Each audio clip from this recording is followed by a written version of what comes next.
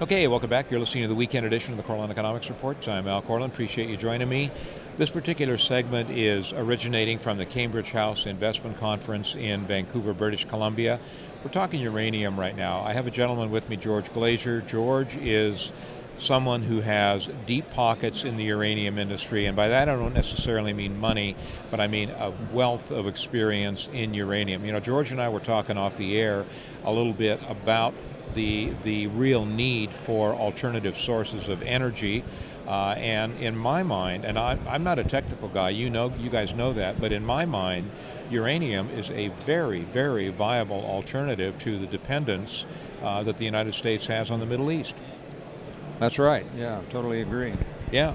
Now, let's talk a little bit, if you don't mind, about your experience in the industry first, George, and then let's talk about the viability of uranium as a more and more important source of energy. Okay.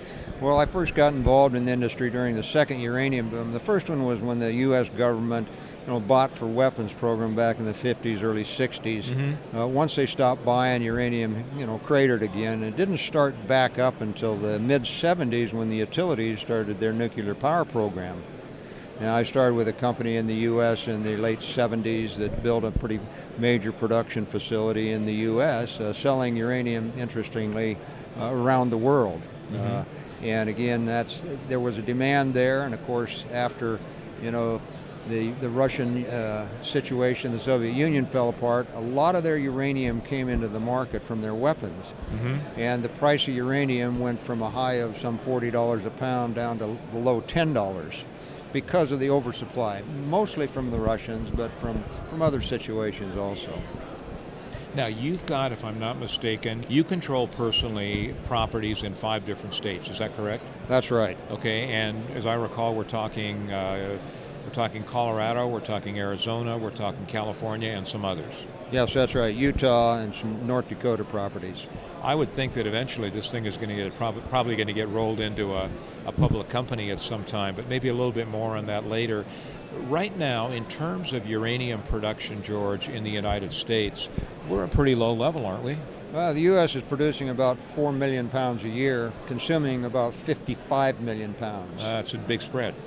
That is. We're more than 90% dependent on foreign uranium, which is probably more than half that's come from the Russians. Okay, and that's basically from what's the best way to put it? I guess I would have to say recycled nuclear weapons. That's right. That's right. Yeah. So what do you think the future is for uranium exploration companies, domestic uranium exploration companies? Well, obviously the world is consuming more uranium than it's producing. And the statistics are some 180 million pounds a year consumption, maybe 130 million pounds of production. So there's a gap between production and consumption that's been coming out of inventories, mostly the Russians. That deal goes away in 2013. And when that deal goes away in 2013... You got to produce some more uranium somewhere. Canada is producing a lot of uranium. It can produce a lot more. Africa, various countries there, Eastern European countries. But with all that production, you still need more. So for exploration companies in this sector, there's a bright future. Uranium right now, if I'm not mistaken, is selling down around $52 a pound or thereabouts. That's right. Yeah, off from significantly higher, about 3 times that. Well, we had a high of about 140 a pound. Right? Okay. So almost 3 times that price. That's right. So it's fallen, but it was starting back up, and we had reached in the low 70s before the disaster in Japan, the Fukushima. And that had a significant effect on the industry, and the price of uranium spot price went down to actually below 50, and it's climbed up a little bit. But I think the reaction to Fukushima and the disaster are pretty much behind us. And even though they took, 6 reactors out of service, and they'll never probably come back on with those, that's 6 out of some 400 and some in the world that are operating. Oh, and that's the point. I find it interesting. I've spent a lot of years in the Portland, Oregon area, and we had right up the Columbia River, we had a nuclear power plant there, and it took the environmentalists, we're going back a lot of years now, but it took the environmental group somewhere in the neighborhood of a dozen years to finally shut it down, and they did in fact do that. Now, what I found to be funny is just after that event took place, that same group is now highly endorsing nuclear power, which is interesting. But I mean, why wouldn't somebody endorse it? It's clean, it's green, it's safe. Well, that's right, and I think the environmentalists realize if you're gonna stop global warming, and if man is contributing to it, and let's assume it is, to get rid of the carbon, you have no choice except to go to nuclear power. It's the only large-scale producer of electricity that doesn't put out carbon. I don't think there's absolutely no question in my mind that eventually we're going to turn to uranium. What I find to be really interesting, is if you look at all the countries in the world, and you look at the one that is perhaps about as socialistic as you can find without being clearly a socialistic country, and that's France. And the majority of France's power comes from, guess what? Nuclear energy. That's right, about 80% of their power. Yeah. So I think that's really interesting.